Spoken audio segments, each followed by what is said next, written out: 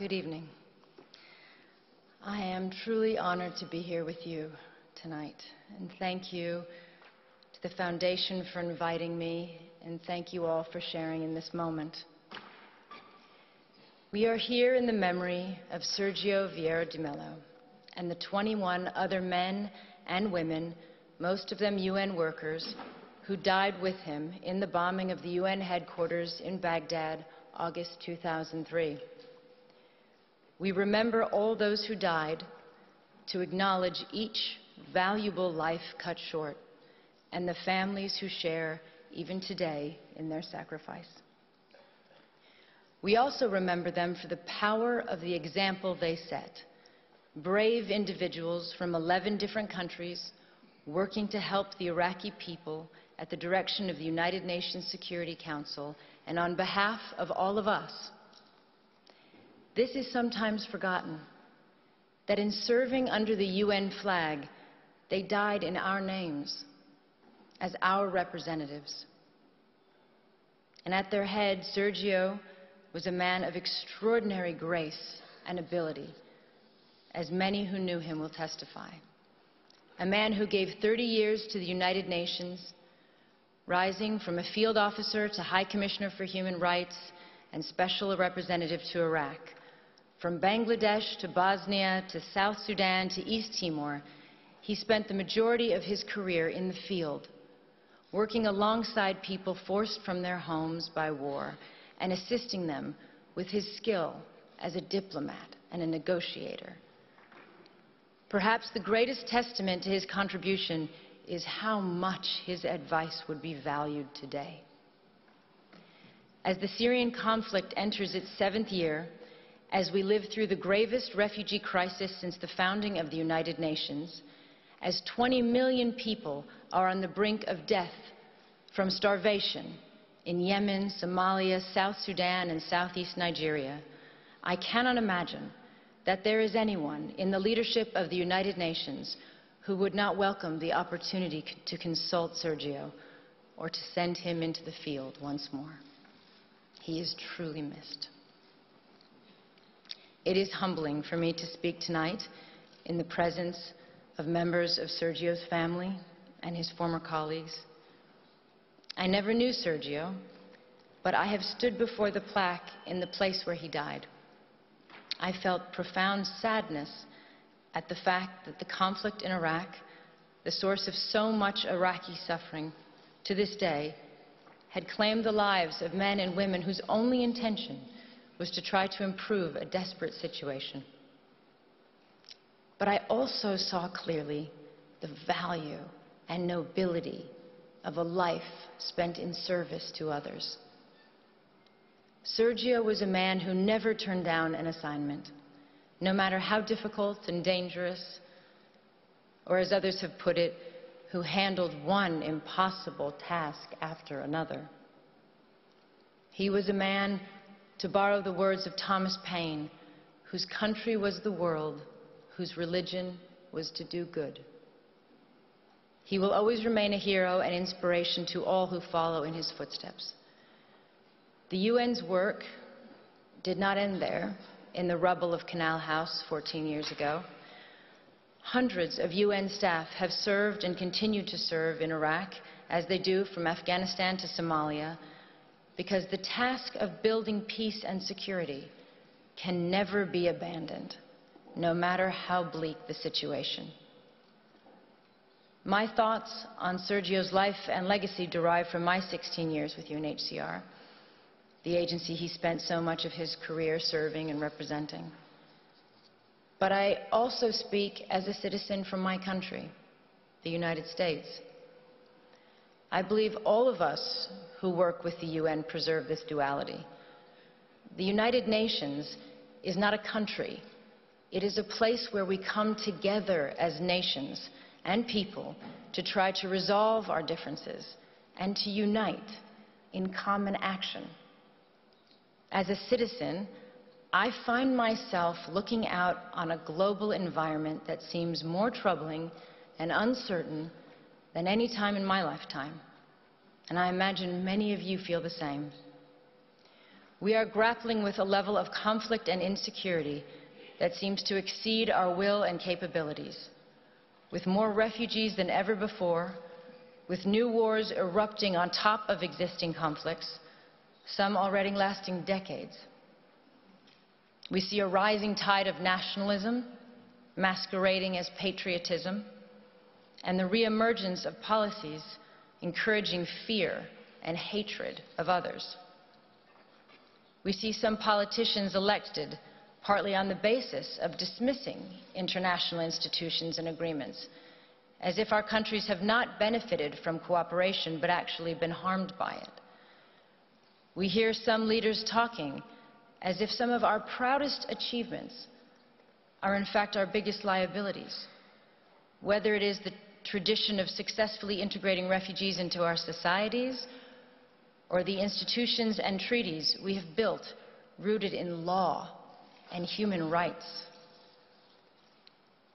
We see nations that played a role, a proud role, in the founding of the International Criminal Court, withdrawing from it on the one hand, and on the other, we see arrest warrants for alleged war crimes issued but not implemented, and other crimes ignored altogether.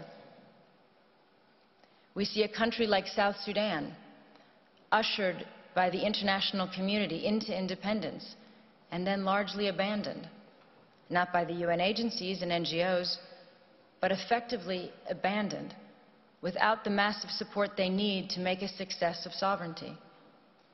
And we see resolutions and laws on the protection of civilians and the use of chemical weapons, for instance, flouted repeatedly, and in some cases under the cover of Security Council vetoes, as in Syria. Many of these things are not new, but taken together and in the absence of strong international leadership, they are deeply worrying. When we consider this, all of this and more, as citizens, what is our answer? Do we, as some would encourage us to think, turn our backs on the world and hope that the storm will pass? Or do we strengthen our commitment to diplomacy and to the United Nations? I strongly believe there is only one choice, demanded by reason as well as by conscience, which is the hard work of diplomacy and negotiation and reform of the UN. This is not to say that in any way this is an easy road, and there are reasons for people to feel insecure today.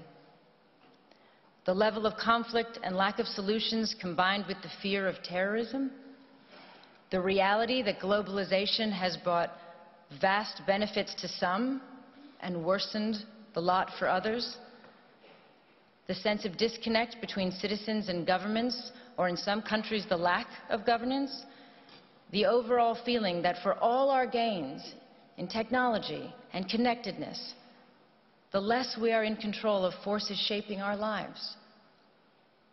All these factors and more have contributed to a sense of a world out of balance. And there are no easy answers. And despite the millions of people who have lifted themselves out of poverty in our lifetime, the difference between the lives of those of us born in wealthy, democratic societies and those born into slums and refugee camps in the world is a profound injustice. We see it, and we know it's wrong at a simple human level. That inequality is contributing to instability, conflict, and migration, as well as to the sense that the international system serves the few at the expense of the many. But again, what is our answer as citizens? Do we withdraw from the world where before we felt a responsibility to be part of the solutions? I am a proud American, and I am an internationalist. I believe anyone committed to human rights is. It means seeing the world with a sense of fairness and humility, and recognizing our own humanity in the struggles of others. It stems from a love of one's country, but not at the expense of others. From patriotism, but not from narrow nationalism. It includes the view that success isn't being greater than others, but finding your place in a world where others succeed too. And that a strong nation, like a strong person, helps others to rise up and be independent. It is the spirit that made possible the creation of the UN. Out of the rubble and ruin and 60 million dead of World War II, so that even before the task of defeating Nazism was complete, that generation of wartime leaders was forging the UN. If governments and leaders are not keeping the flame of internationalism alive, then as citizens, we must. The challenge is how to restore that sense of balance and hopefulness in our countries, while not sacrificing all we have learned about the value and necessity of internationalism. Because a world in which we turn our back on our global responsibilities will be a world that produces greater insecurity, violence, and danger for us and for our children. This is not a clash between idealism and realism. It is the recognition that there is no shortcut to peace and security, no substitute for the long, painstaking effort to end conflicts, expand human rights, and strengthen the rule of law. We have to challenge the idea that the strongest leaders are those willing to dismiss human rights on the grounds of national interests. The strongest leaders are those who are capable of doing both. Having strong values and the will to act upon them doesn't weaken our borders or our militaries.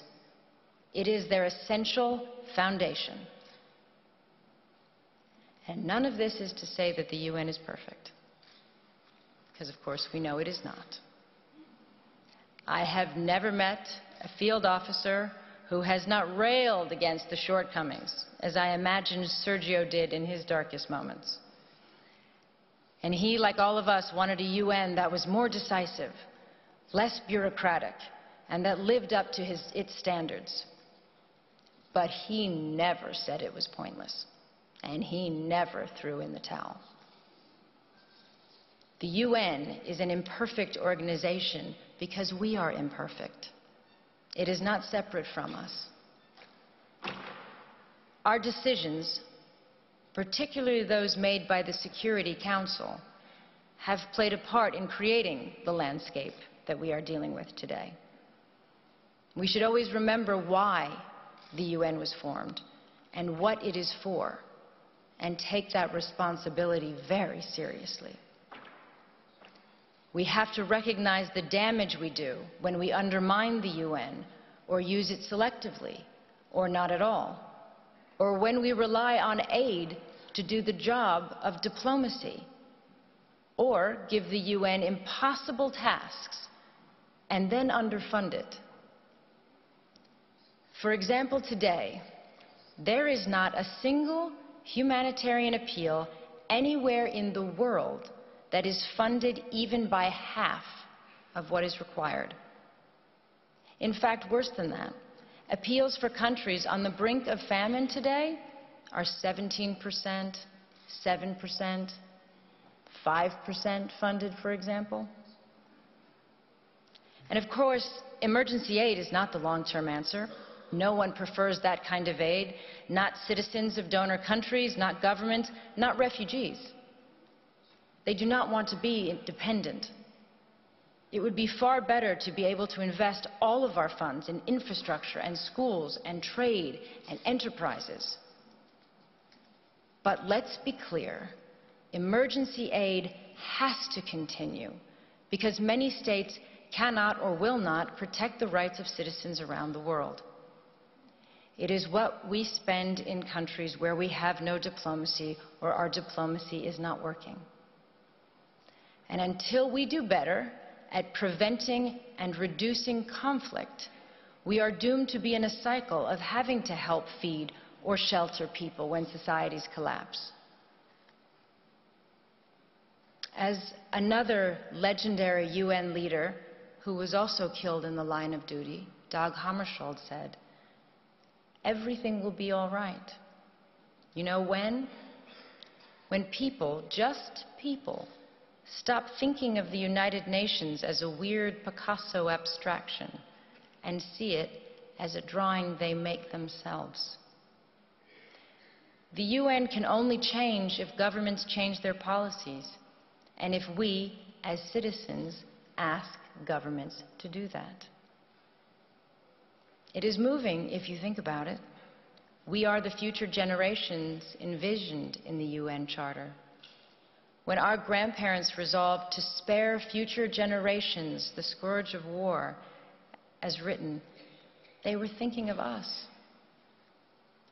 But as well as dreaming for our safety, they also left us a responsibility. President Roosevelt, addressing the US Congress in January 1945, 6 months before the end of World War II, said this: "In the field of foreign policy, we promise to stand together with the United Nations, not for the war alone, but for the victory for which the war was fought." And he went on, "The firm foundation can be built and will be built, but the continuance and assurance of a living peace in the long run must be the work of the people themselves." So today we have to ask ourselves if we are living up to that mission. They gave us the start. What have we done with it? It is clear to me that we have made huge strides, but our agreements and institutions are only as strong as our will to uphold them. If we do not, for whatever reason, we bequeath a darker, more unstable world to all of those who come after us. It is not for this that previous generations shed blood and worked so hard on behalf of all of us. The memory of those who came before us holds us true to our ideals. Resting, unchanged in time, they remind us who we are and what we stand for. They give us hope to stay in the fight, as Sergio did until his last breath. 14 years since his death, there is a stronger need than ever before for us to stay true to the ideals and purposes of the United Nations. That is what I hope his memory holds for us today. We cannot all be Sergios, but I hope all of us can determine that we shall be a generation that renews its commitment to unite our strength to maintain international peace and security, and to promote social progress and better standards of life and larger freedom. But in the final analysis, if we do not, even if that level of vision eludes us, and we continue to simply manage rather than overcome our generation's challenges, we just have to keep working determinedly, patiently, and you can be certain that as you do, that you follow the example of one of the UN's finest sons, and that to do even a little of his good, to apply ourselves to the work he left unfinished in whatever way we can, is a worthy task for all of us. Thank you.